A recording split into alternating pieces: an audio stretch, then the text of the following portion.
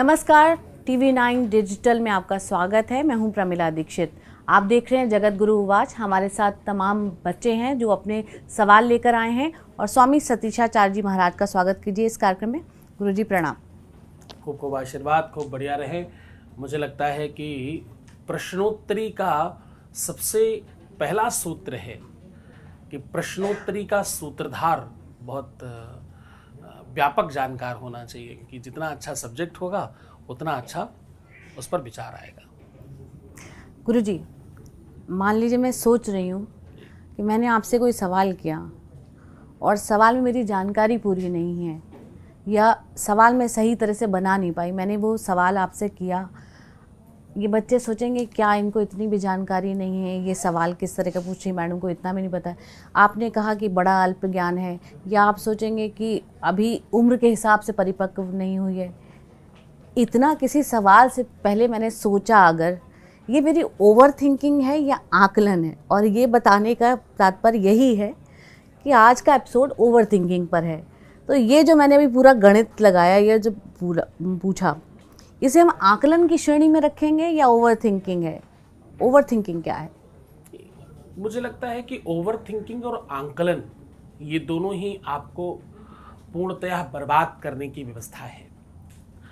हर व्यक्ति के पास अपना पर्याप्त लोड है, हर व्यक्ति के पास अपना पर्याप्त वजन पहले से ही है, विचारों का भी, सोच का भी, पढ़ाई का, काम का, रिश्तों का, संबंधों का, व्यवस्थाओं का, चिंतन का, और न जाने कितनी सारी चीजों का बोझ लेकर हम पहले से चल रहे हैं। अब इस बोझ में एक और नया बोझ ले लिया, ये मेरे बारे में ऐसा ही सोच रहे होंगे, इन्होंने मुझे ऐसे देखा, इसका मतलब यही ही होगा।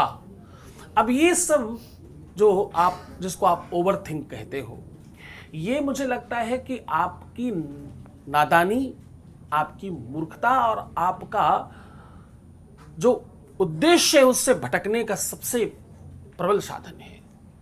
क्योंकि जब आप ओवर थिंक करते हो, ओवर थिंक है क्या, उसको समझने के लिए इस बात को पहले हम समझें। जब आप ओवर थिंक करते हो तो आप कहीं ना कहीं अपने आप को बहुत छोटा और बहुत कमजोर महसूस करते हो। जो तुम सोच रहे हो वो भी हो सकता है, वो ही नहीं हो सकता। तो वो भी को आप ही कैसे कर लेते हो अपने आप से ही और आप ही कर लेते हो, इसलिए सब सत्यानाश कर देते हो। जो तुम देखते हो, जो तुम सोचते हो, जो तुम विचार करते हो, वैसा व्यवहार करते हो, फिर तुम्हें वैसा बदल कर मिलता है। वो स्वामी तुलसीदास जी कहते हैं यहाँ पे, बोले जाकी रही भावना जैसी, प्रभु मूरत देखी तिन तैसी, जाकी रही भावना जैसी। जो तुम सोचोगे, जो तुम विचार करोगे, तुम्हें वही दिखाई पड़ने लग जाएगा। कोई अच्छा व्यक्ति है, उसे तुमने बुरा देखा तो क्या दिखेगा?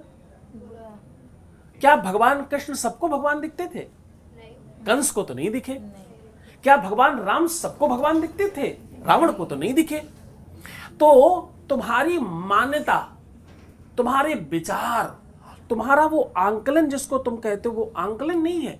आंकलन मतलब उसे कहते हैं जब आप 1000 बार नमक डाल चुके तो तुम्हें पता है इतनी सब्जी में इतने नमक पड़ता है, इसको आंकलन कहते हैं। लेकिन जब तुम इस प्रकार के विचार कर रहे हो जो है नहीं, जिसका कोई कंफर्मेशन नहीं है, जिसके बारे में कोई पता नहीं है, और जिसमें 99.9% संभावना है गलत ही होगा, और वो तुम सोच रहे हो, इसको ओवर थिंकिंग कहते हैं। गुरुजी, लेकिन आजकल तो बहुत तरह की टर्म्स है कि मुझे जज कर लिया, मेरे बारे में ये राय रख ली, या ओवर थिंकिंग में भी अगर हम देखें तो बहुत तरह की। अगर मान लीजिए कोई घर से निकला और उसने पूरे रास्ते का आकलन करके वो चला है, तो मतलब ऐसा ये हो गया तो ये हो जाएगा, और उसमें निगेटिव थॉट्स आ रहे हैं, तो वो ओवर थिंकिंग है क्या? और दूसरा, ओवर थिंकिंग से बचने के भी तमाम उपाय चल रहे हैं। एक तरफ तो आध्यात्मिक रास्ता जिसमें नाम जप की बात होती है, ध्यान की बात होती है, इसको लेकर साइकेट्रिस्ट, साइकोलॉजिस्ट एक अलग, उनके पास एक बहुत बड़ी संख्या में लोग आ रहे हैं जो ओवर थिंकिंग के शिकार हैं। तो इसका तरीका कैसे है बचने का? ओवर थिंकिंग से बचने का सिर्फ एक ही तरीका है। विश्व में सब मेरे से बहुत अच्छे हैं और सब मुझसे बहुत प्रेम करते हैं। कबीरदास जी का एक दोहा मुझे लगता है कि ओवर थिंकिंग के लिए बहुत सहायक है।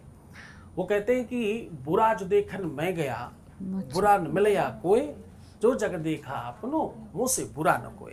बोले मेरे से बुरा तो कोई मिला ही नहीं दुनिया में। तो सबसे पहला काम कि मैं ही सबसे ज्यादा गलत हूं। तो जब मैं गलत हूं तो कोई क्या सोच रहा है इससे फर्क ही कितना पड़ता है मुझे। दूसरा, होई है वाही जो राम रचि राखा, को कर तर्क बढ़ावे शाखा। ये 2 टेबलेट ऐसी हैं, इन टेबलेट्स को अगर आप रेगुलर लेते रहते हैं। पहली टेबलेट क्या है, बुरा जो देखन मैं चला, बुरा न मिलया कोई, जो जग देखा अपने मुंह से बुरा न कोई। हमसे बुरा तो कोई नहीं है दुनिया में, पहली टेबलेट। दूसरी टेबलेट, होई है वाही जो राम रचि राखा, को कर तर्क बढ़ावे शाखा। वही होगा जो भगवान चाहता है, ईश्वर चाहता है। तो जब सब ईश्वर चाहता है तो अपन क्यों लोड लें। फिर तो जाही विधि राखे राम ताही विधि रहिए, धन्यवाद निर्विवाद हानि लाभ सहिए, सीताराम सीताराम सीताराम कहिए। तुम नाम जप करो, तुम भगवान का नाम लो, तुम मेडिटेशन करो, तुम ध्यान करो। लेकिन ये सब कब सहायक है, जब तुम वो दोनों टेबलेट लेकर के ये सब करोगे। तब वो टेबलेट नहीं लिया तो फिर ये बीमारी जाने वाली नहीं है। क्योंकि ये बीमारी तुम्हें एकदम से नहीं आई है। इस बीमारी को बहुत दिनों तक पूरा पकाया गया है। इस बीमारी को तुम्हें बहुत बढ़िया तरीके से परोसा गया है। तुम्हें वो सब सिखाया समझाया गया है। तुम सोच सकते हो, तुम विचार कर सकते हो, तुम ऐसा सोचो, तुम ये सोचो ऐसा होगा। तुमने फिल्में देखी हैं, तुमने सीरियल्स देखे हैं, और तुम वो बाहर के देशों के आजकल वो के सीरीज क्या बोलते हैं, के पॉप। अच्छा, मुझे छोड़ के सबको पता है। तो वो तमाम तरीके की चीजें देख देख के पता ही है, अच्छा ये ऐसा ही कर रहा होगा, अच्छा ये षड्यंत्र ही होगा, अच्छा इसके मन में तो यही ही चल रहा होगा। उस वाले सीरियल में था ना, वो ऐसा सोच रहा था मन में, क्योंकि सीरियल में ये दिखाया गया है कि वो सोचता भी है। तुम कुछ कर रहे हो और उसके बैक फ्लैश माइंड में जो चल रहा है उसको भी उन्होंने दिखाया। तुम्हारी आदत पड़ गई है सामने वाले के बारे में वैसे ही सोचने की। वो तो निगेटिव ही सोच रहा होगा, वो तो ऐसा ही सोच रहा होगा, उसने ऐसे ही मेरे बारे में कहा और ऐसा कहा, तो इसका मतलब तो यही ही होता है। ये सबसे बचने की ये 2 टेबलेट्स हैं, इनको दोनों सुबह शाम लें। हमारा कार्यक्रम ये सनातन से सफलता है, जिसमें यही हम बताते हैं कि मतलब किस तरह आप सनातन की राह पर चल के ही अपनी तमाम परेशानियों से मुक्त हो सकते हैं। गुरुजी, इसमें अब आपने चूँकि बताया कि ये धीरे धीरे सिखाया गया है, तो डायग्नोज करने के लिए आपको कैसे पता चले कि आप कौन सी स्टेज में हो ओवर थिंकिंग के? क्योंकि ये यंग बच्चे हैं, फिर इनसे कुछ बड़ी उम्र के हैं और बड़ी उम्र के हैं, तो कहाँ से ओवर थिंकिंग शुरू हो जाती है और कब आपको पहले ही पकड़ लेना है कि भाई ये ज़्यादा हो रहा है? तो डायग्नोज करने में अपना मोबाइल चेक करें। अगर तुम्हारे मोबाइल में ऐसे नंबर हैं, ऐसे लोग हैं कि आपके एक बार बुलाने से वो आते हैं बिना किसी स्वार्थ के, तो तुम समझना कि अभी तुम बहुत प्रारंभिक स्टेज में हो। और अगर तुम्हारे पास एक भी व्यक्ति है ही नहीं जिसको तुम मित्र कह सकते हो, तुम्हारे नातेदार, रिश्तेदार, घर वाले, परिवार वाले, दोस्त, यार, मित्र, फ्रेंड, चाहने वाले, जानने वाले हैं ही नहीं, पूरी दुनिया बुरी है, तो तुम समझना तुम बहुत सीरियस हो, तुम बहुत सीवियर कंडीशन में हो, तुम उस सिचुएशन में हो कि अब तुमको तुरंत तत्काल भर्ती हो जाना चाहिए। आईसीयू में तत्काल जाओ और इमीडिएटली इलाज कराओ। और वो टेबलेट 2 बार नहीं, 4 बार नहीं, 6 बार लो, हर आधे आधे घंटे पर ये टेबलेट लो। कौन सी टेबलेट लेनी है? बुरा जो देखन मैं चला, बुरा न मिले या कोई, जो जग वो सो हमसे बुरा कोई नहीं है, पहली टेबलेट। दूसरी टेबलेट क्या है? होई है वही जो राम रचि राखा, को कर तर्क बढ़ावे शाखा। इस टेबलेट को बार बार लेना शुरू करिए, क्योंकि अगर दुनिया में कोई भी व्यक्ति आपका नहीं है, पूरा विश्व खराब ही है, सब गंदे लोग हैं, दुनिया में सब खराब हैं, तो इसका मतलब सीधा एक ही है, तुम खराब हो, तुम बहुत बुरे हो गए हो। अब तुम पर खूब असर हो चुका है, अब तुम बाहर आओ, अब अपना इलाज कराओ, ठीक से आध्यात्मिक साधना करो ताकि तुम स्वस्थ हो जाओ, क्योंकि ये बहुत बुरा रोग है। बुरा कोई नहीं है, तुम्हारी नजरिया, तुम्हारी आंखें, तुम्हारे चर्म चक्षु। एक शेर है, मैं आईना हूं समाज का, जवाबदेही है हमारी, बुरा लगे तो सामने से हट जाइए। क्या सत्य सुनना इतना मुश्किल है, पूरी दुनिया खराब हो गई, सिर्फ आप ही सही हैं, ऐसा कैसे संभव हो सकता है? ऐसा हो कैसे सकता है? इसका सीधा मतलब है कि सिर्फ आप ही बुरे हैं। वो पुराने लोग कहते थे ना, एक व्यक्ति इधर उधर जहां भी देखता उसको मक्खी दिखती और कपड़े से पोंछता रहता, ग्लास में, यहाँ वहाँ, दीवार पर, छत में, पंखे में, पूरी दुनिया में उसको मक्खी दिखती। वो बड़ा बीमार हो गया, बहुत परेशान हो गया, किसी डॉक्टर साहब के पास गया, बोले मैं क्या करूँ, बहुत परेशान हो। बोले क्यों? बोले मुझे हर जगह एक मक्खी दिखती है और वो हटती नहीं है। तो बोले आपको मक्खी दिखती है? आपने कहाँ देखा? बोले सामने भी है, यहाँ भी है, वहाँ भी है, फलाना भी है। बोले आपने कभी अपना चश्मा उतार कर साफ किया क्या? नहीं, चश्मा उतारिए, इसको साफ करिए, आपके चश्मे में चिपकी हुई मक्खी है, इसलिए तुम्हें सब जगह दिखती है। तो मक्खी वहां नहीं है जहां तुम साफ कर रहे हो, मक्खी वहां है जहां तुम देख नहीं रहे हो, तुम्हारे नजरिए में मक्खी है, उसे ठीक करो। तो भैया एक्सरा और अल्ट्रासाउंड, MRI यही है, इससे आप आंकलन कर सकते हो और इससे इलाज कर सकते हो। सवाल पूछिए। नमस्कार, मेरा सवाल है कि ये ह्यूमन माइंड है, तो ओवर थिंकिंग तो हमेशा होते ही रहता है कि ये होगा तो, नहीं होगा तो इसे कंट्रोल या कम कैसे करें? ह्यूमन माइंड है, ऐसा होगा ही, ये किसने बताया? ह्यूमन माइंड है, ऐसा होगा ही, अरे ये किसने बता दिया? ह्यूमन माइंड को बिल्कुल आप AI की तरह समझो, उसे जो तुम पढ़ाते हो, उसे जो तुम सिखाते हो, अगर तुम्हें बचपन से ह्यूमन माइंड के तुम्हारे ये बताया जाता कि सोने को लोहा कहते हैं और लोहे को सोना कहते हैं, तो तुम क्या कहती? लोहे को सोना और सोने को लोहा कहती। बांदा में अमरूद को सफरी कहा जाता है, कहीं कहीं पर वो अंग वस्त्र को साफी कहा जाता है, मध्य प्रदेश में सकारे बोलते हैं लोग सवेरे को। तो तमाम अलग अलग भाषाएं हैं। आपको जो जैसा सिखाया, बताया, समझाया गया है, आपका ह्यूमन माइंड वही कर रहा है। ह्यूमन माइंड का प्रॉब्लम नहीं है, तुम्हारे अपब्रिंगिंग का प्रॉब्लम है, तुम्हारे परवरिश का, तुम्हारे उस पूरे स्ट्रक्चर का, तुम्हारे आसपास के माहौल का और तुम्हारे एक्सेप्टेंस का प्रॉब्लम है। तुमने क्या स्वीकार किया, तुमने क्या लिया? पूरा बुफे लगा है भोजन का, तुम्हारी प्लेट में वही होगा जो तुम्हें पसंद है। प्लेट की गलती नहीं है, तुम्हारी पसंद की गलती है। तुमने क्या पसंद किया है, तुम्हारी चाहत क्या है। दुनिया में तमाम चीजें बिक रही हैं। कपड़े की दुकान पर जाकर के लोग क्या करते हैं, ये कपड़ा हटाओ, वो कपड़ा हटाओ, ये नहीं अच्छा, ये नहीं अच्छा, ये वाला मुझे बहुत अच्छा लग रहा है। जो तुमको अच्छा लगता है, सत्य मानना तुम्हारी कसम कोई उसको भी रिजेक्ट करके गया है, और जो तुम रिजेक्ट करके जा रहे हो वो भी तुम्हारी कसम कोई लेकर के जाएगा। तो वो दुकानदार सब कुछ इसलिए लाया है कि कोई ना कोई तो सबको पसंद करता है। सबकी पसंद अलग है, सबका एक्सेप्टेंस अलग है, सबकी चाहत अलग है, सबकी अपब्रिंगिंग अलग है और सबका नजरिया अलग है। तो भैया ह्यूमन माइंड का प्रॉब्लम नहीं है क्या? ह्यूमन माइंड का कोई प्रॉब्लम नहीं है, प्रॉब्लम हमारा अपना है। तो हम सुधरेंगे तो जग सुधरेगा, हम सुधरेंगे तो हमारा ह्यूमन माइंड भी सुधरेगा, है ना? नमस्कार गुरुजी, मेरा नाम दिशा है और मैं आपसे एक सवाल पूछना चाहती हूँ। एक सेकंड आके ये हो जाता है कि वो हमें बहुत जल्दी जज कर लेता है, और एक पॉइंट पे ये भी हो जाता है कि कोई सपोर्ट नहीं करता, तो ओवर थिंकिंग हो जाती है। तो उसके लिए क्या करें? मुझे लगता है कि वो जज नहीं करते, आप उनको जज करते हो।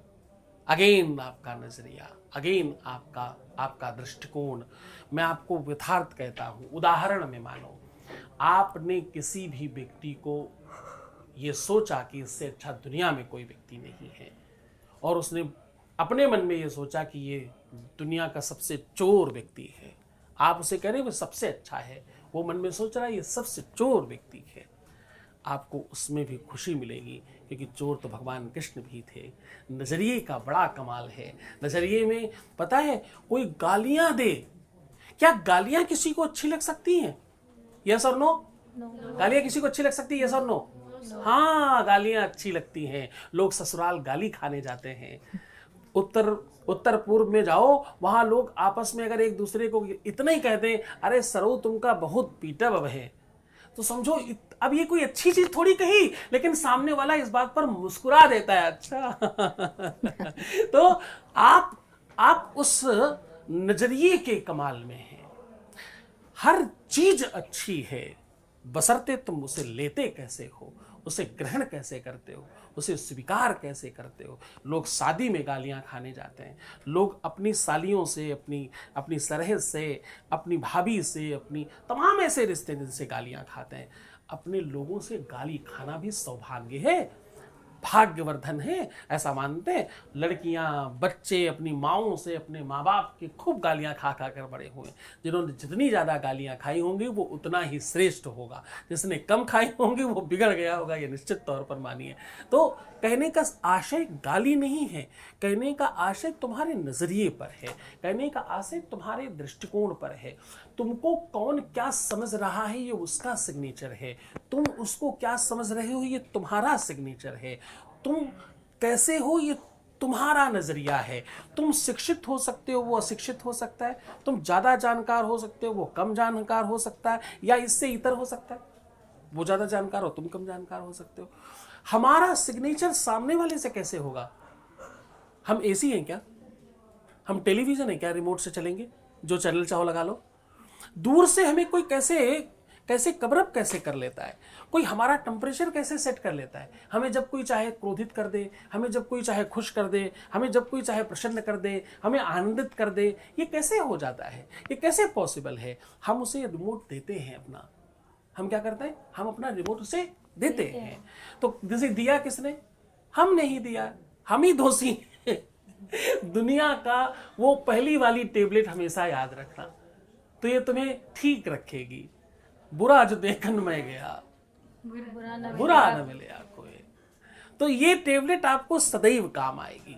जब कोई अड़बड़ गड़बड़ आपके माइंड में आए, फटाक से पहली वाली टेबलेट उठाकर खाओ, और जैसे ही तुम थोड़े ठीक होने लगो तो दूसरी वाली भी ले लो, ताकि एंटीडोज बना रहे, व्यवस्था संतुलित रहे और आप आगे बढ़ सके।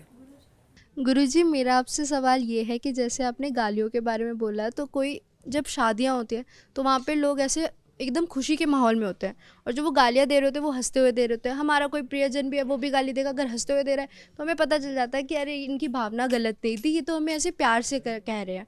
लेकिन अगर उधर ही कोई ऐसे एकदम गुस्से में बोले तो हमें पता चल जाता है अरे ये गुस्से में है, इसलिए ये हमें ऐसे बोल रहे हैं, और हमें कहीं ना कहीं वो चीज़ बुरी लग जाए। अब कोई आते जाते व्यक्ति आ गया, कुछ हल्की सी टक्कर ही लग गई गलती से ही मेरे से, तो उसने सामने से ऐसे फालतू बोल दिया कि इस तरीके से, गलत तरीके से, तो ना चाहते हुए हम बोलेंगे तो उस समय कुछ नहीं, पर हमें बुरा तो लग ही जाता है ना।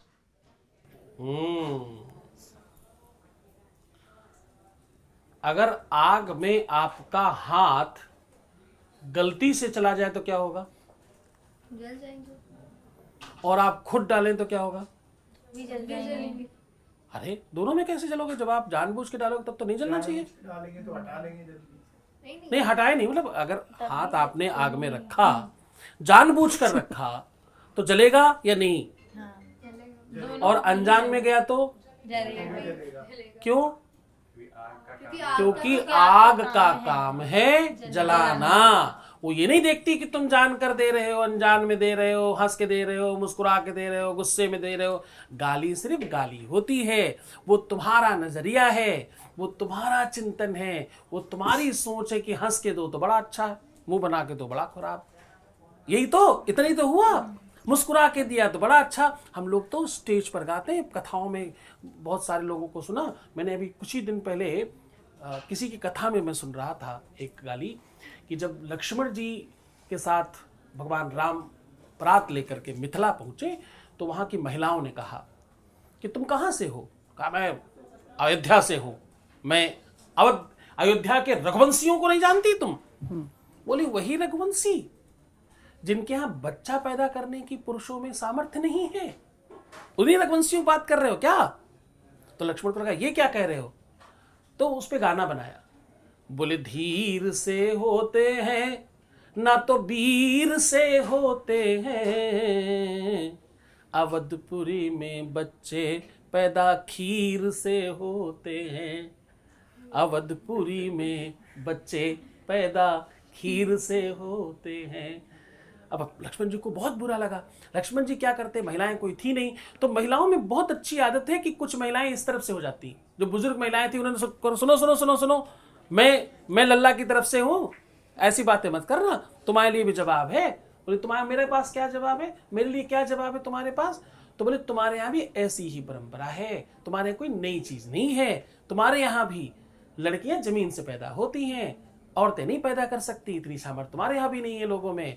तो बोले तुम्हारे यहाँ ना पीर से होती है ना तो धीर से होती है, जनकपुरी में लड़की धरती चीर के होती है। तो गालियों का की परंपरा है हमारे देश में। गालियां इसलिए परंपरागत रखी गई, मुझे ऐसा लगता है, ये मेरा पर्सनल मत है, कि आप कभी भी विषम परिस्थिति में भी अपने आप को सहज रख सको, अपने आप को शांत रख सको वो माहौल समझकर। अब तुम किसी भी चीज को कैसे लेते हो ये तुम्हारा नजरिया है। आग में हाथ गया जानकर, अनजान में, ये से वो से, आग का काम तो जलाना ही है, गाली तो गाली ही होती है सिर्फ। महात्मा बुद्ध के सामने एक व्यक्ति निरंतर रोज जाते और गालियां देते, खूब अभद्र गालियां देते। महात्मा बुद्ध के अनुयायी उन्हें मारने दौड़े कई बार, महात्मा बुद्ध ने रोक दिया, नहीं ठीक है, बड़ा अच्छा कर रहे, करने दो। कई बार जब ऐसा हुआ तो शिष्यों ने पूछा कि गुरुदेव मुझे तो बताओ ये क्या है, ये कौन सी लीला है आपकी? तो महात्मा बुद्ध ने कहा अच्छा एक बात बताओ, ये लोग ऐसा क्या कर रहे हैं जिससे तुम परेशान हो? बोले गाली दे रहे हैं। बोले गाली दे रहे हैं? हाँ। तो बोले मैंने ये तुमको माला दिया, अब माला वापस लाओ। तो बोले गुरुजी दिया कहां, अभी हमने लिया ही नहीं। तो बोले बस ऐसा ही है, ददाति प्रतिगृह्णाति नान्यथी सा प्रसीदति। कोई कुछ दे तो सामने वाले को लेना भी पड़ता है। वो गालियां दे तो रहे हैं, मैं ले नहीं रहा, मुझे अच्छी चीजें चाहिए, बुरी चीजें मैं लेता नहीं हूं, तो इसलिए उनके पास ही है। तो मैं दुखी क्यों होता हूं? जो चीज वो दे रहे हैं मुझे नहीं पसंद, इसलिए मैं नहीं लेता, वो उनके पास ही है। अब उन्होंने कुछ भी माँ के लिए कहा, बहन के लिए कहा या बेटी के लिए कहा, तो जब मैंने लिया ही नहीं, उनके ही पास है, तो मुझे उस पर दया आ रही है कि बेचारे अपनी ही माँ के लिए, अपनी ही बहन के लिए, अपनी ही बेटी के लिए ऐसी बात कैसे कह रहे हैं, बेचारे क्यों कह रहे हैं, ऐसा क्यों करना चाहते हैं वो जी। तो वो नजरिया है तुम्हारा, वो तुम्हारा मानस है कि तुम किसी भी बात को कैसे एक्सेप्ट करते हो, कितना चाहे कोई रास्ते में, चाहे अननोन हो चाहे नोन हो, क्या फर्क क्या पड़ता है? झाड़ कर बाहर कीजिए, जैसे कपड़े में धूल लग जाए तो आप फटकार कर बाहर कर देते हैं, कुछ फर्क नहीं पड़ता। आगे बढ़िए, अपनी गति, अपनी एनर्जी, अपनी शक्ति, अपना पावर अपने को उन्नति में लगाइए, अपने को आगे बढ़ाने में लगाइए। बच्चों इस दुनिया में 365 दिन से 66वां दिन नहीं होता, सप्ताह में 7 से 8वां दिन नहीं होता, और दिन में 24 घंटे से ज्यादा नहीं होते। या तो तुम दुनिया भर के प्रपंच में लगाकर समाप्त कर दो और बर्बाद कर दो, और या तो अपनी उन्नति में एक एक क्षण का प्रयोग करो ताकि तुम बहुत बड़े हो जाओ और तुम श्रेष्ठ हो जाओ। श्रेष्ठ भारत को श्रेष्ठ बच्चों की आवश्यकता है। बहुत बहुत धन्यवाद गुरुजी। तो गुरुजी ने बिल्कुल बताया कि समय उतना ही है सबके पास, और सोचने की जहाँ तक बात है, अब आप उसको सकारात्मक सोच में लगा दीजिए या ज़्यादा सोच में लगा दें। और फिर सोचने के लिए तो ये भी कहते हैं कि हर काम सोच समझ के किया जाता है, किसी पे ज़्यादा सोच दो तो लोग पूछ लेते हैं ज़्यादा नहीं सोच रहे।